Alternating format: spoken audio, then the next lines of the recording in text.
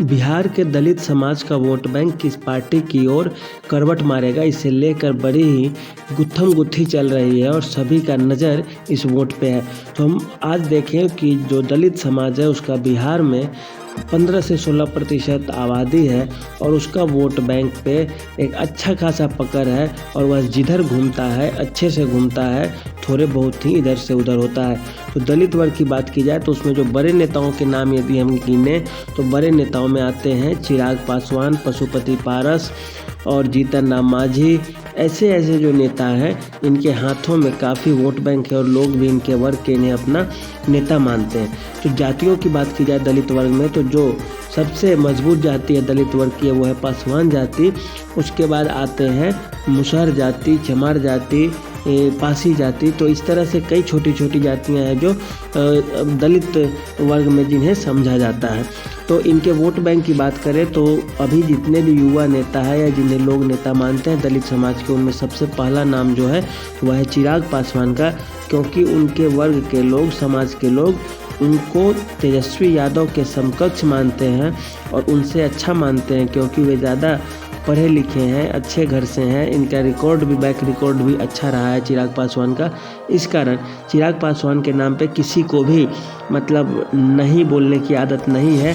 सर्वमान्य नेता जिसे कहा जाता है वह है चिराग पासवान। चिराग पासवान के पास पासवान के साथ साथ पासी समाज का भी वोट है और इसका प्रतिशत दोनों का एक साथ किया जाए तो 6% के आसपास, 6.5% के आसपास आ जाती है इनकी संख्या। और बिहार में छिटपुट ये हर जगह पे पाए जाते हैं, हर जगह पे मिल रहे हैं। तो इनकी जो नाम है सबसे ज़्यादा है दलित वोट बैंक में। इनका अलायंस चूँकि नरेंद्र मोदी की सरकार के साथ है और इन्हें मोदी का हनुमान भी कहा जाता है, इस कारण इस समाज पे इनका एक अच्छा पकड़ है और इस कारण ये जो 2-3 जातियां हैं उनका वोट इंडिया अलायंस के खाते में ही जाता है।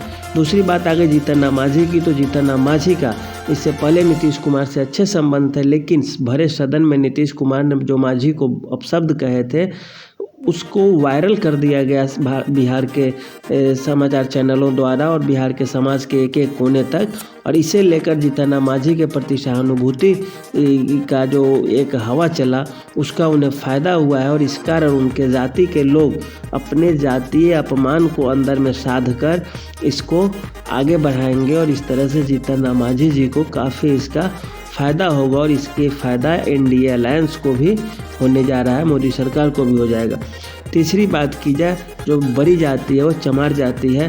तो चमार जिसे रविदास, रैदास, जाटव, जाधव भी बोला जाता है, तो उनका वोट मोदी सरकार के खाते में बहुत कम मात्रा में जाता है। ऐसा नहीं है कि नहीं जाता है, जाता तो है ही, लेकिन उस समाज का ज़्यादातर वोट एंटी मोदी वोट होता है।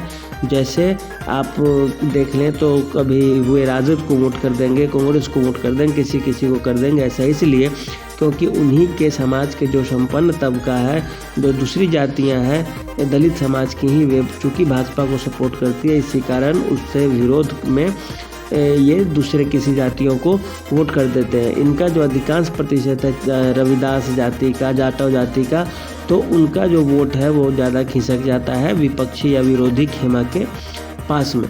उसके बाद कुछ छोटी छोटी जातियां बचती हैं तो उनका वोट बैंक इधर उधर बढ़ते रहता है, लेकिन उसमें से ज़्यादातर वोट बैंक जो है, जो वोट का जो संख्या है अच्छी खासी, वह भाजपा गठबंधन के खाते में चली जाती है। और इस तरह से कुल मिलाकर देखें तो वर्तमान स्थिति के अनुसार बिहार में दलित वर्ग का जो वोट बैंक है वह आधे से ज़्यादा वोट बैंक 70%, 75% के आसपास भाजपा के खेमे में जाता हुआ दिख रहा है।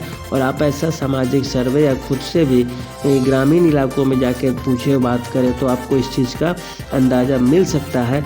ऐसा इसलिए क्योंकि जो कुछ जैसे अभी विरोधी पार्टियां जैसे हैं उनकी कुछ जातियां, मैं नाम तो नहीं लेना चाहूँगा उनका, वे भले ही पिछड़ी जाति में आते हो लेकिन उनका दलितों के साथ अच्छा संबंध नहीं है और बार बार टकराव होते रहता है, चाहे बात के स्तर पे हो या किसी राजनीतिक मुद्दे पे हो। इस कारण भी दलित जातियाँ खास करके इनसे भागती फिरती है और वे अपना किसी एक को नेता मानकर, चाहे जीतन राम मांझी हो या चिराग पासवान हो, उनको लेकर उनको आगे आती है और वो अपना वोट उस पार्टी के खाते में जमा कर देती है।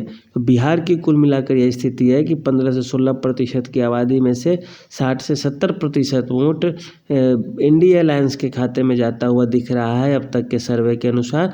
आगे क्या हो यह तो कोई नहीं जानता, लेकिन अभी इस बात पे की जाए तो चर्चा यही है कि इसमें इंडिया अलायंस के खाते में सबसे ज़्यादा वोट जाएगी और उसका सबसे बड़ा श्रेय होगा चिराग पासवान को और जीतन राम मांझी जी को। तो आज के लिए इतना ही, धन्यवाद।